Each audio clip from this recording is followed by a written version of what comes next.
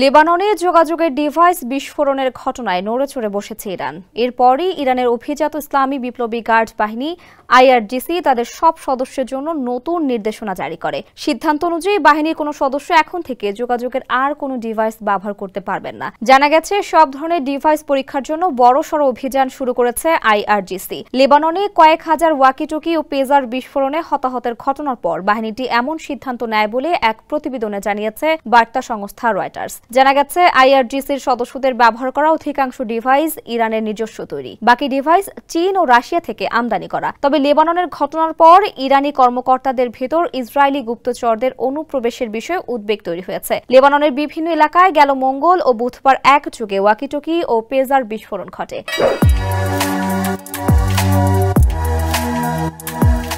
পরপর 2 দিনের এসব হামলায় 39 জন নিহত এবং 3000-এর বেশি মানুষ আহত হন। লেবানন বলছে, এসব হামলায় হাত রয়েছে ইসরায়েলের। তবে এসব হামলার বিষয়ে এখনো আনুষ্ঠানিকভাবে মুখ খোলেনি তেল আবিব।